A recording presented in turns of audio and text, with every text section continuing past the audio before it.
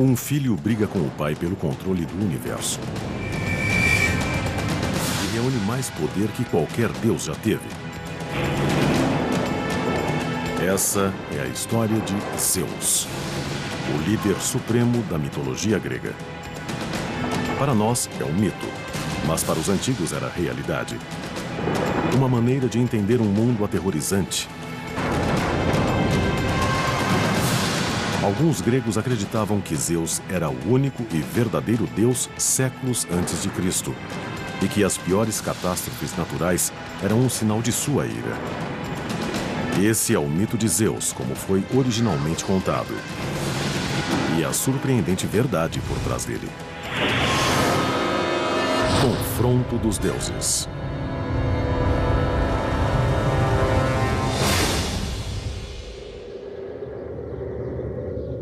Se você controla o céu, controla o mundo. Na mitologia grega, esse poder pertencia a um deus, Zeus.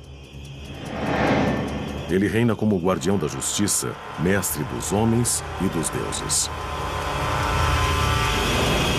Zeus era o rei dos deuses, mas ele também era responsável pela justiça, tanto dos deuses quanto dos mortais na Terra. Isso é muito legal na mitologia grega. A sua obrigação como grego que adorava os deuses era simplesmente fazer o que era exigido para evitar que os deuses esmagassem você. Como comandante dos céus, Zeus tem o poder da natureza ao seu dispor.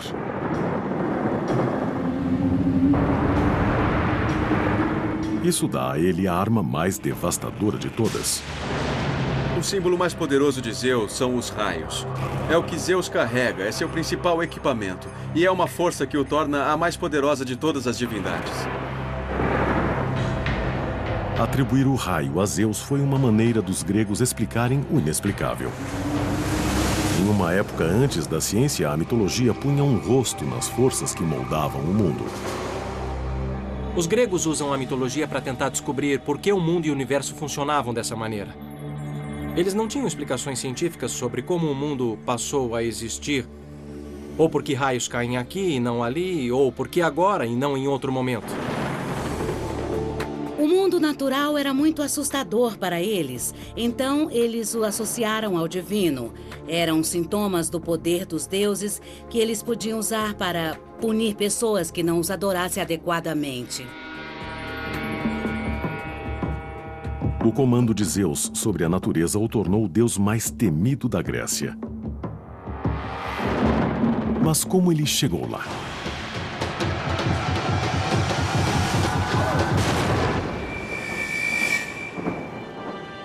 O que sabemos sobre Zeus começa com os textos do escritor da Grécia Antiga, Hesíodo, por volta de 700 a.C.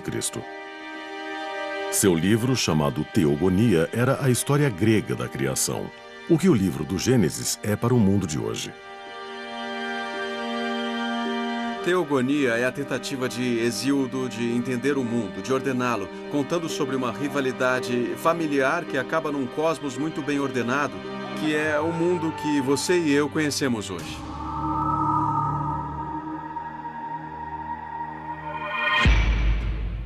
No mito, Zeus não começa como o rei dos deuses.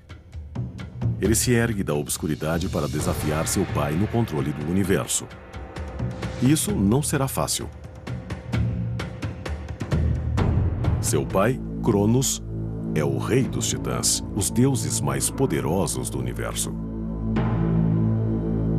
Os titãs são uma ordem mais antiga de deuses gregos. Eles são bastante grosseiros, não muito inteligentes, também não são muito civilizados. Como líder dos titãs, espera-se que Cronos produza descendentes. Então, ele se une à sua irmã consanguínea e também titã, Reia.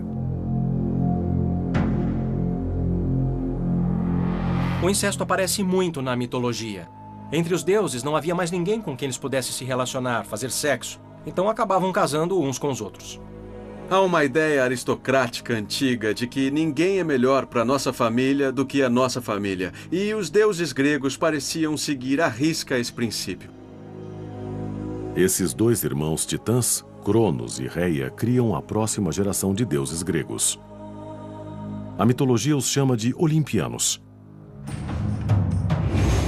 Entre eles estão Hades, Poseidon e Zeus. Mas eles não herdarão simplesmente a Terra. Eles devem lutar por ela.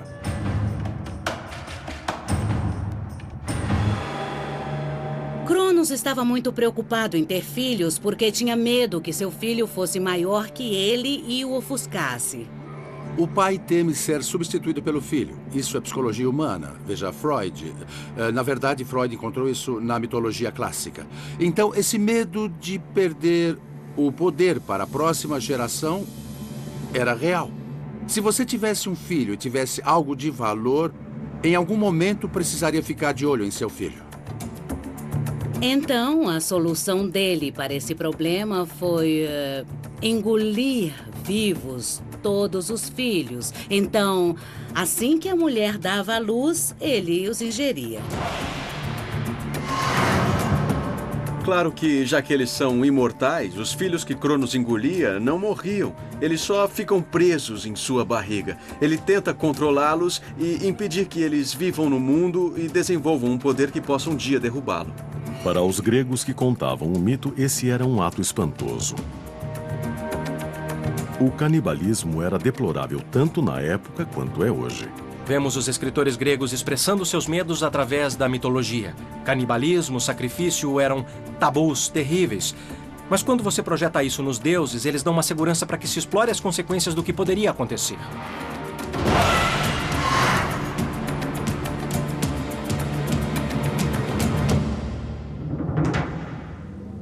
Reia fica horrorizada. Todos os seus 5 filhos foram engolidos vivos. Agora ela está grávida de novo, mas dessa vez ela tem um plano. Ela foge e dá à luz um filho em segredo, o futuro rei dos deuses, Zeus.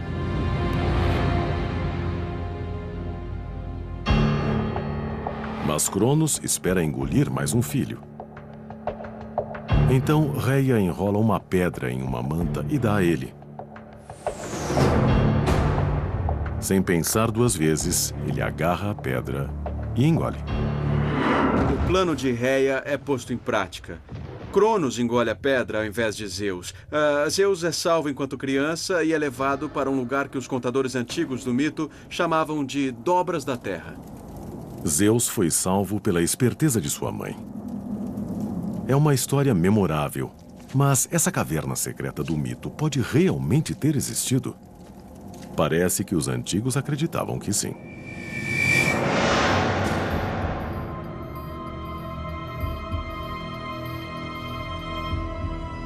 Eles achavam que Zeus havia nascido na ilha de Creta.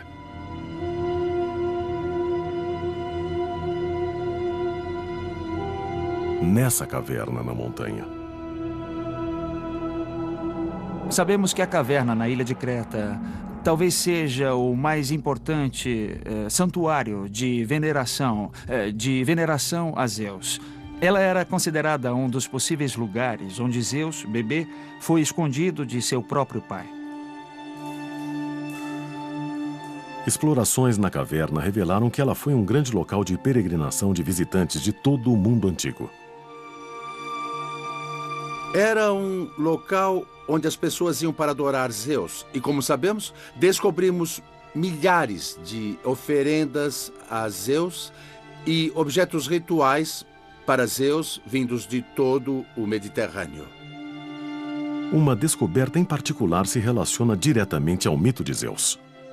Entre o material encontrado na caverna havia alguns escudos que provavelmente ficavam nas paredes e foram colocados lá, indicando que as pessoas que defendiam Zeus batiam nesses escudos para abafar seu choro quando ele era bebê, para que Cronos não ouvisse. Um filho escolhido que é escondido para ter sua vida salva. Para os cristãos e os judeus, a história do nascimento de Zeus é bem familiar. Muitas tradições religiosas e mitológicas têm histórias de crianças sagradas ou divinas que são escondidas para que possam crescer e, quando adultas, cumprir seus destinos. Um exemplo disso foi Jesus, que foi escondido de Herodes numa manjedoura para que não fosse pego, ou Moisés, escondido no Egito.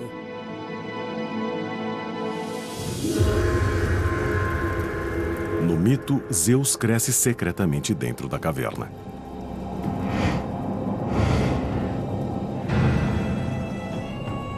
Ele tem um período de treinamento longe dos olhos de Cronos e adquire força e se torna um homem. Zeus passa sua infância se preparando para cumprir seu destino.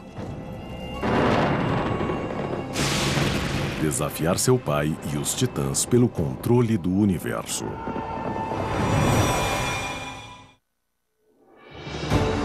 Zeus escapou de ter o destino de seus irmãos, que foram todos engolidos vivos pelo pai, o titã Cronos. Dentro de uma caverna distante, ele cresceu e virou um deus adulto. Agora está pronto para iniciar a épica luta por poder que ele nasceu para enfrentar. Vai vingar a selvageria de seu pai, libertar seus 5 irmãos olimpianos da barriga dele e assumir o controle do mundo, agora comandado pelos titãs. A aposta dele é muito alta. Se ele for bem-sucedido, ele vai comandar o universo, mas se ele falhar, ele pode muito bem parar no Tártaro.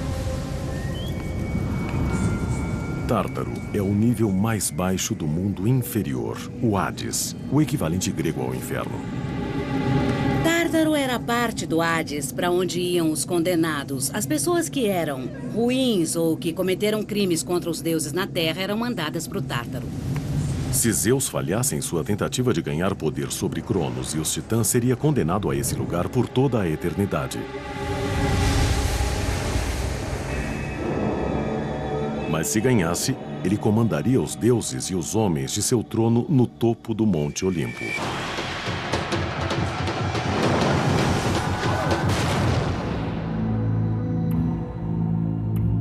No mito grego, o Monte Olimpo é o lar dos deuses, mas também é um lugar real. É o pico mais alto da Grécia, quase 3 quilômetros acima do nível do mar. E é um lugar natural para poderes sobrenaturais. Os gregos acreditavam que seus deuses viviam fisicamente no Monte Olimpo. Era importante que eles tivessem uma ideia de onde ficava o céu, onde os deuses realmente viviam. É a partir de sua base no Monte Olimpo que Zeus arquiteta a rebelião contra Cronos e os titãs. Zeus vai precisar da ajuda dos outros para que possa alcançar o poder supremo. É uma grande briga familiar e Zeus vai diretamente até seu pai. Ele sabe que seus maiores aliados serão seus 5 irmãos, os olimpianos, todos agora adultos, mas ainda presos dentro da barriga de Cronos. Se forem libertados, os olimpianos podem ficar a favor de Zeus e ajudá-lo a destruir os titãs para sempre. Ele queria libertar todos os irmãos, então criou uma poção.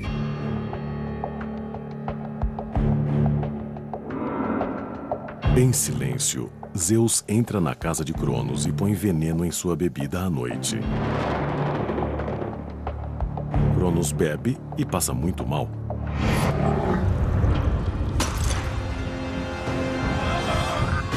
Primeiro, ele vomita a pedra que a esposa havia lhe dado no lugar do bebê Zeus.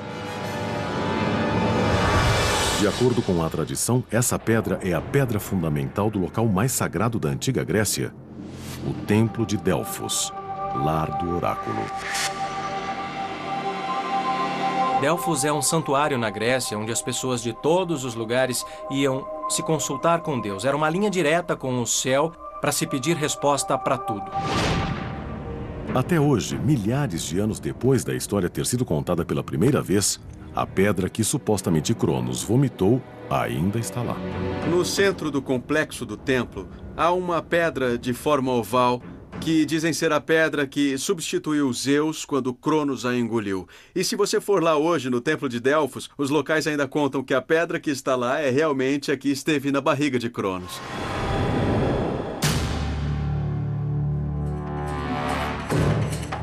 No mito, depois de vomitar a pedra sagrada, Cronos regurgita os 5 irmãos.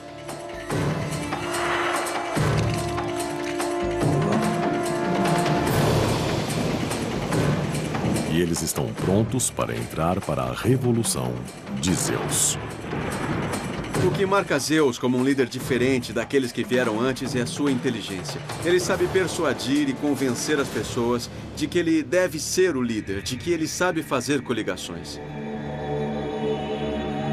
Zeus agora tem seus irmãos a seu lado, mas ainda precisa de mais forças para enfrentar os titãs. E há outros membros mais distantes da família que querem vingança. Os irmãos esquecidos de Cronos. Os Ciclopes e os Hecantoquíros. Mas para encontrá-los, Zeus tem que ir ao inferno. Cronos teve medo dos poderes dos Hecantóquiros e dos Ciclopes e os trancou no Tártaro.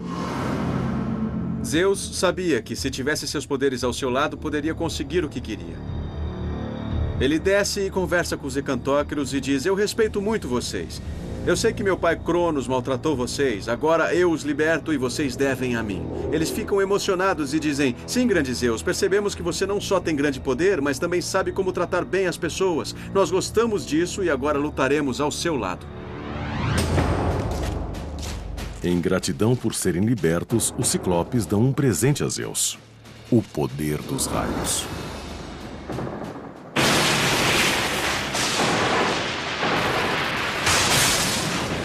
O raio é uma das mais devastadoras forças que existem na natureza. Quando os raios atravessam os céus, o ar tem a temperatura rapidamente aumentada em até mais de 27 mil graus. Isso é quase 5 vezes a temperatura da superfície do Sol. O raio dá a Zeus o poder de comandar o universo. Com esse raio, ninguém poderá vencê-lo.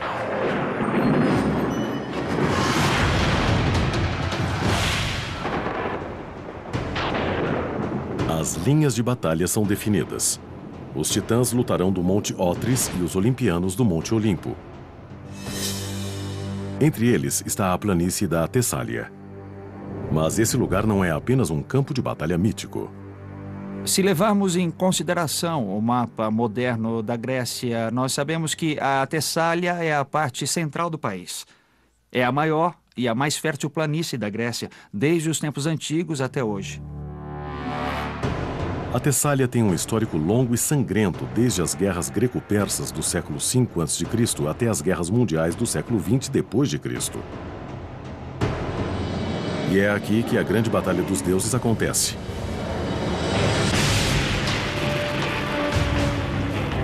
No mito de uma arma de destruição em massa e com uma força de elite, Zeus inicia uma batalha destruidora.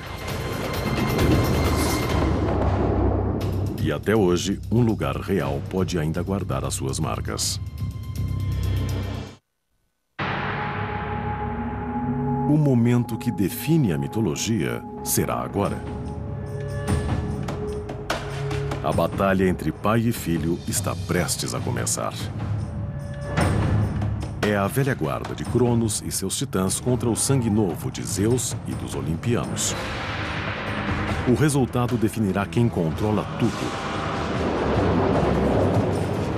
Do topo do Monte Olimpo, Zeus joga a fúria dos raios no exército de seu pai.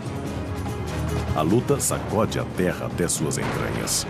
A única maneira de entendermos essa batalha é como um choque de mundos. Todas as forças do universo em choque ao mesmo tempo.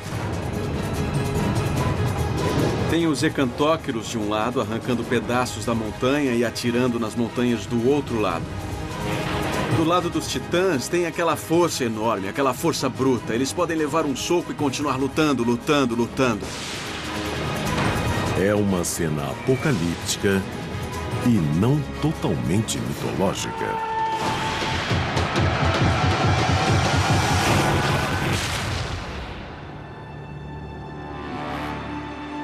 Especialistas determinaram recentemente que um evento natural tão assustador quanto realmente aconteceu no mundo antigo.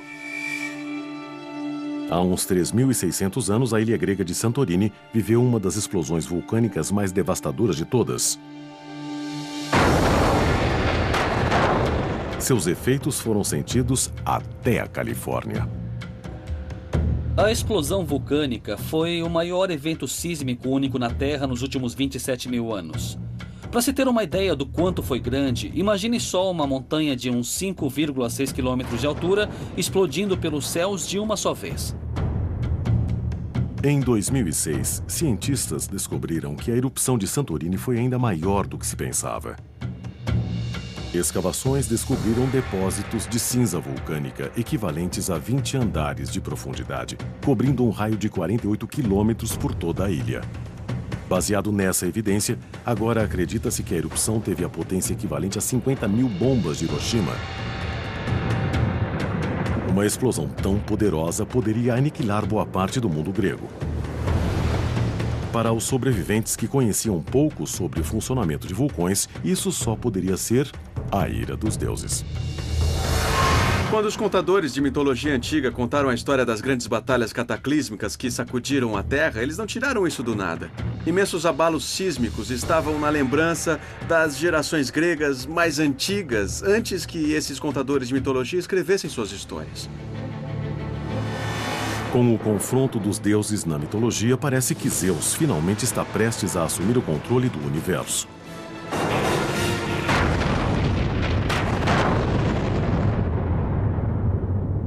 Seus poderosos aliados fizeram a diferença e os olimpianos se aproximam da vitória. Mas os titãs têm uma última arma ao seu dispor. Das profundezas do Tártaro, eles chamam uma besta colossal: Tífon.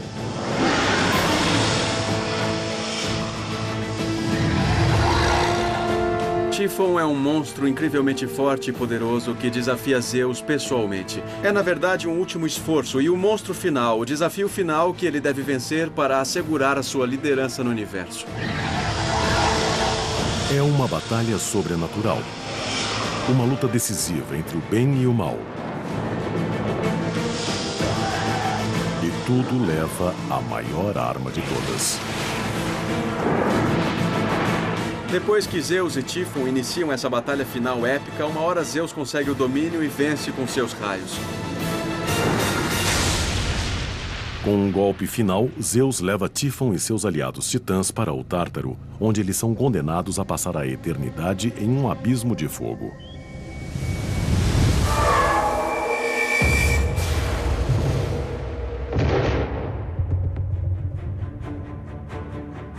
De acordo com os antigos, foi do outro lado do Mediterrâneo, na ilha da Sicília, que os inimigos de Zeus desceram para o inferno através da cratera vulcânica do Monte Etna. A lenda local diz que Tífon ainda está lá dentro e está por trás de todas as erupções vulcânicas através dos séculos. Os gregos usavam esse mito como maneira de explicar por que a lava constantemente saía do vulcão. Eles explicavam isso como os raios restantes disparados por Zeus ou as chamas de Tífon, que ainda respirava, explodindo chamas para fora do centro do vulcão. Também é dito que Tífon causa tempestades de vento destrutivas. Na verdade, seu nome gerou a palavra tufão. Mas no mito, as nuvens de tempestade se acalmam por enquanto. A vitória de Zeus sobre seu pai o torna rei dos deuses, o líder absoluto do universo. Assim é o mito, mas qual sua relação com a realidade? Em 2003, na base do Monte Olimpo, um templo perdido foi descoberto. Ele foi o ponto central da cidade antiga conhecida como Dion e era dedicado a Zeus. Dion é uma cidade construída na base do Monte Olimpo, então é bem perto do lar dos deuses e deusas olímpicos.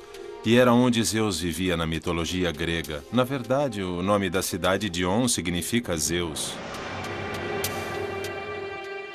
O templo de Dion data do 5º século a.C., a era de ouro da mitologia grega.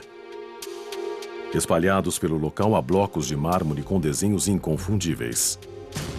Águias. Na Grécia Antiga, as águias eram o símbolo divino de Zeus. E há mais. Essa estátua sem cabeça foi encontrada em um leito de rio próximo. Nessa base de 2.400 anos estão esculpidas 3 palavras: Zeus, o Superior. Há uma discussão entre especialistas sobre o que significa essa referência de superior. Alguns acreditam que a estátua pode ser um elo perdido entre a adoração a muitos deuses da Grécia e a filosofia monoteísta de cristãos e judeus. E que essa descoberta é prova de que os gregos estavam abraçando a ideia de um só Deus por conta própria antes da chegada do cristianismo. Os gregos às vezes identificam esse deus superior como Zeus. Afinal, a palavra Zeus, em sua forma nativa Theos, é que gera a palavra Deus. Então, há uma razão etimológica para entendermos Zeus como a deidade máxima. Começando por volta do 3º, 2º e 1º séculos antes de Cristo, diferentes escolas filosóficas e teológicas surgem e começam a propor uma visão muito forte de que só há um Deus e que todas as histórias antigas, todos os contos antigos são na verdade uma metáfora que reflete diferentes aspectos dessa divindade. Para as pessoas que adoravam em Dion, é claro que Zeus era diferente de todos os outros deuses gregos. Na verdade, ele podia ser o único que importava. No mito, Zeus alcança o poder absoluto que buscava. Mas esse poder logo será ameaçado por um inimigo inesperado. O rei dos deuses está prestes a ser traído pela pessoa mais próxima a ele.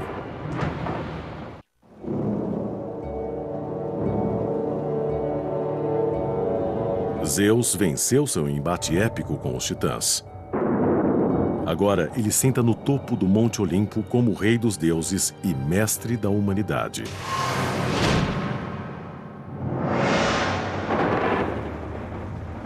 Os antigos gregos adoravam Zeus acima de todos os outros, mesmo ele tendo muitas falhas. Os antigos deuses gregos são como humanos.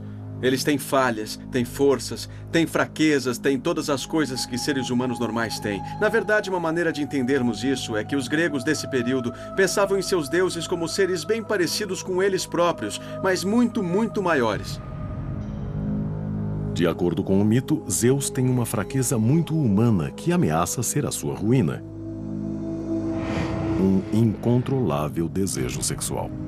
Zeus gosta de mulheres. Essa é uma das coisas mais cativantes e mais exasperantes nele. Ele tem essa muito humana característica de nunca ver uma mulher que não lhe interesse. Zeus faz qualquer coisa para seduzir suas conquistas. Ele até usa disfarces. Zeus visita mulheres mortais com vários disfarces, o que for preciso para que seja consumada a relação. Então, em diferentes histórias, sabemos de Zeus transformado em águia, transformado em cisne, transformado em touro, transformado em várias formas e até em humano para imitar o rosto do marido de alguma mulher, enganando ao máximo para que elas se relacionem com ele.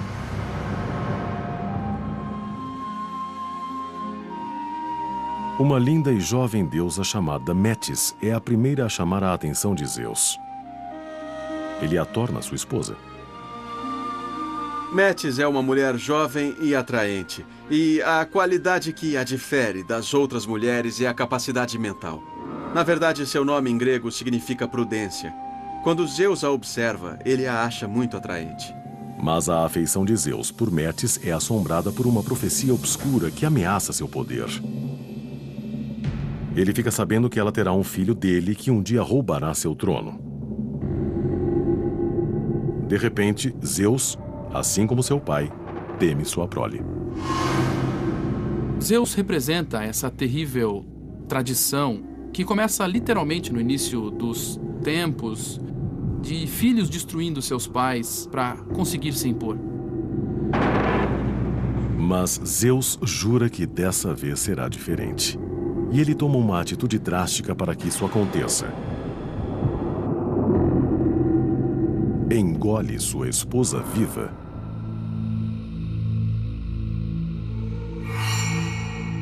Mais uma vez, o amor familiar é presa do poder. A história se repete. Mas esse ato terrível tornará Zeus mais forte e mais sábio. Engolindo a esposa, Zeus internaliza Metis e sua astúcia, sua prudência de uma só vez. Ela se torna parte de Zeus, no sentido de que está presa em sua barriga e também acaba assumindo qualidades superiores, como a habilidade intelectual. Isso parece estranho para nós, mas é importante lembrar que, para os gregos, o lugar do corpo onde eles pensavam que estava a sabedoria e as ideias era no estômago. Então, quando Zeus engole Metis, na verdade, ele a leva para seu estômago, onde seus melhores pensamentos eram engendrados. Sem Metis, Zeus precisa de uma nova esposa. E como seu pai, ele encontra uma na própria família. Sua irmã olimpiana, Hera. Ela não é como as conquistas anteriores de Zeus. Ela é a deusa mais poderosa da mitologia. O rei dos deuses encontrou alguém à sua altura.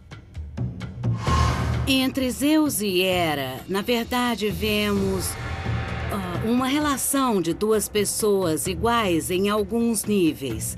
Então, acho que podemos ver alguns dos conflitos entre Zeus e Hera como... Sabe, os gregos pensando em como seria se duas pessoas de igual poder se relacionassem. Ela é a rainha das deusas e tem uma beleza incrível. É extremamente inteligente, poderosa, mas também é excessivamente ciumenta, porque Zeus sempre corre atrás de outras mulheres. O rei dos deuses continua a se envolver com várias parceiras sexuais. Ele concebe mais de 100 filhos com muitas amantes, tanto divinas quanto mortais. Se não estou enganado, Zeus nunca tem um encontro com uma mulher que não produza um filho. Nesse sentido, é uma grande virilidade e é o poder extremo. A habilidade de Zeus de dormir com todo mundo se encaixa numa fantasia masculina da Grécia Antiga sobre como os homens gregos gostariam de viver. Os homens fantasiavam sobre essas coisas e achavam que se existia um Deus todo-poderoso por aí, ele certamente realizaria essas fantasias. A promiscuidade de Zeus era uma maneira perfeita dos gregos se conectarem a ele. Cada canto do mundo grego dizia ser lar de um filho seu. Com o crescimento da fama e do poder de Zeus pela Grécia Antiga, cada vez mais cidades queriam ser associadas a ele. Elas diziam ter havido algum tipo de ligação entre Zeus e uma mulher mortal de sua árvore genealógica que gerou filhos que depois criariam as principais famílias locais. Evidências dessas relações podem ainda ser encontradas em cidades por todo o mundo grego. Atenas, Tebas, Magnésia, Macedônia, todas receberam nomes de filhos de Zeus. Mas havia uma pessoa que não ficava feliz com a fertilidade abundante de Zeus. Na mitologia, sua esposa Hera estava cansada. Ela jura fazer o rei dos deuses pagar caro por seus flertes crônicos. Ela não gosta de ser humilhada diante dos outros deuses, então ela vai descontar isso no marido. Hera reúne outros olimpianos e planeja as bases de uma revolução.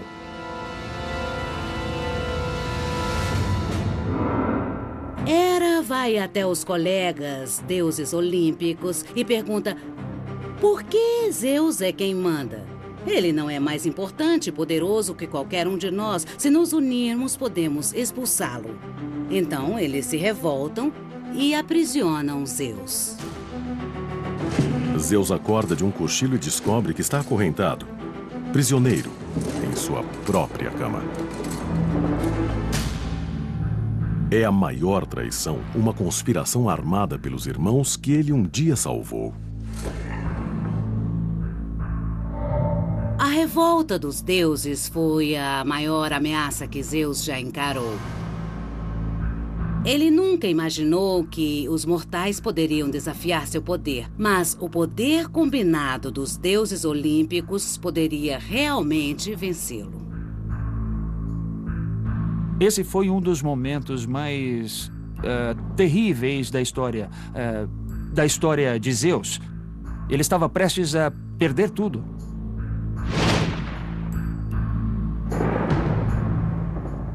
Mas quando tudo parecia perdido, a ajuda veio através de velhos aliados. Os Ecantoquíros. Quando eles souberam que Zeus tinha problemas, vieram em seu resgate partindo as correntes enquanto os olimpianos buscavam refúgio.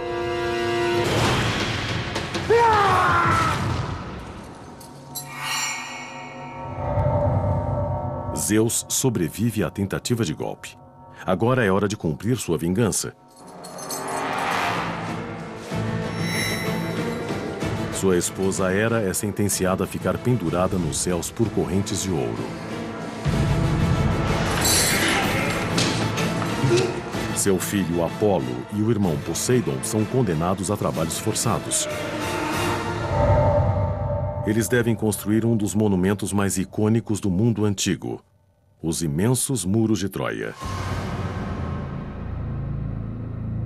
Esse é outro exemplo de um mito explicando o inexplicável. Para os antigos gregos, os muros de Troia pareciam fortes demais para terem sido construídos pelo homem. Então, a punição de Zeus para Apolo e Poseidon ajuda a justificar sua existência. Suas ruínas resistem até hoje. Na antiguidade, as pessoas achavam que eles podiam ter sido construídos pelos deuses ou por algum tipo de intervenção divina em prol dos troianos. No mito, Zeus fez justiça àqueles que o enfrentaram.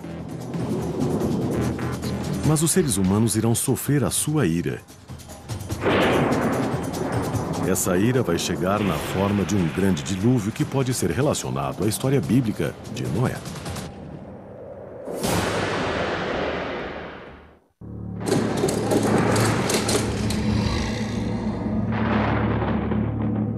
O deus mais poderoso da Grécia sobreviveu a uma tentativa de golpe. Ele fez justiça imediatamente aos conspiradores, mas ainda não terminou. Agora, a humanidade vai ver o tamanho de sua ira.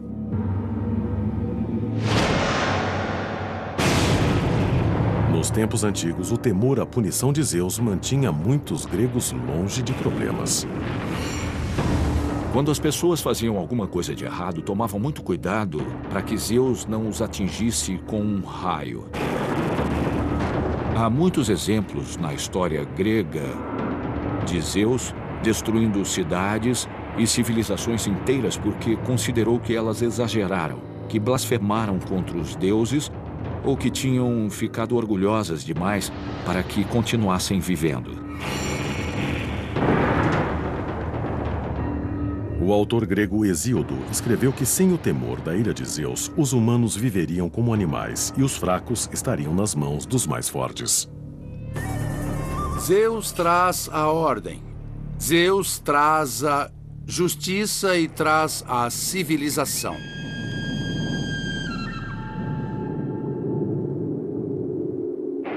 Quando as catástrofes naturais ocorriam no mundo real, os gregos acreditavam que elas eram enviadas por Zeus para punir os homens maus. Geralmente inventavam-se histórias para explicar o que tinha deixado o Deus Supremo tão irritado.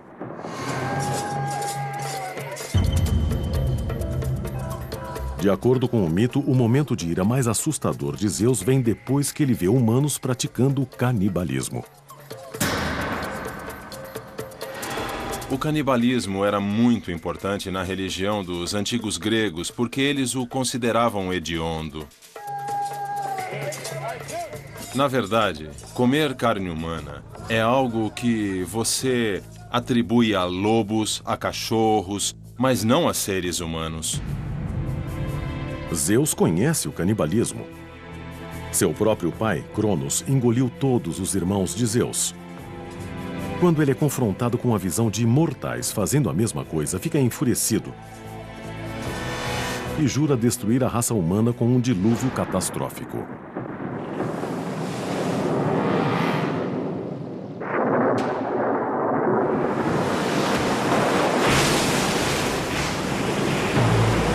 Passam 9 dias e 9 noites. A chuva não para e a terra inunda aos poucos. As águas alcançam o pico do Monte Parnaso, que fica a mais de 2 quilômetros de altura. Em todos os cantos da terra, a raça humana perece. Quando a chuva para, apenas 2 mortais ainda estão vivos. Incrivelmente, eles sobreviveram à tempestade construindo uma arca. Um dilúvio feroz, uma arca e apenas 2 sobreviventes humanos. Os paralelos com o Antigo Testamento são impressionantes. Pode ser o dilúvio bíblico de Noé, podem ser as enchentes de Zeus, podem ser vários desastres gigantescos com água que vemos em várias culturas pelo mundo. Todas essas histórias remetem à catástrofe natural que afetou a memória coletiva de pessoas que viviam na parte leste do mar Mediterrâneo. Um dilúvio como o descrito nesses mitos devastaria a humanidade. Mas um dilúvio assim pode realmente ter acontecido? Na última década, cientistas descobriram pistas impressionantes que provam que sim. A pesquisa mostrou que, com o fim da última era do gelo, há aproximadamente 7.000 anos, o escoamento de geleiras derretidas chegou à bacia do Mar Negro, inundando violentamente quase 440 mil quilômetros quadrados de terras. Para essas pessoas, o mundo inteiro estava inundando. E certamente elas achavam que irritaram os deuses para que, de repente, fosse imposta essa tragédia a elas. Um desastre real pode ter reforçado a história do dilúvio de Zeus.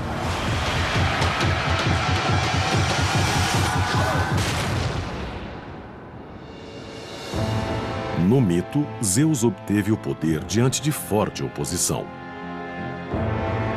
Mas há mais um desafiante com o qual ele não contava: Jesus Cristo.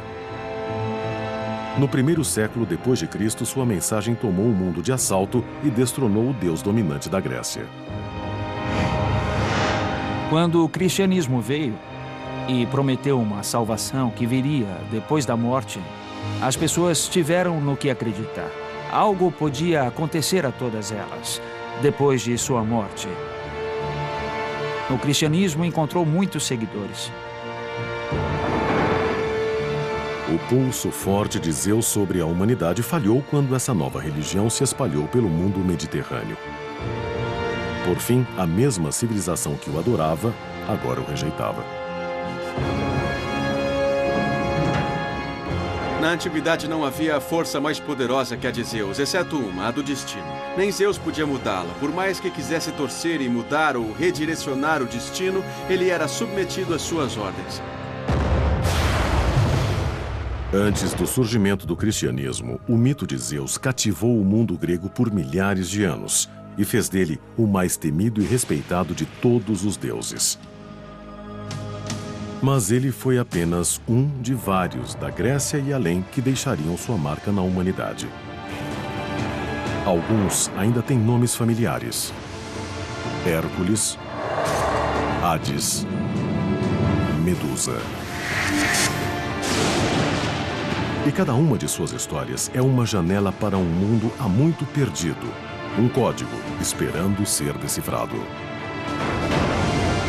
Esses mitos revelam para nós, de maneira poderosa, a camada escondida por baixo de nossas vidas conscientes, de nosso entendimento do mundo. E como uma arqueologia da mente humana, podemos entrar nela e ver os recantos profundos da psique humana. E é exatamente isso que os torna tão poderosos.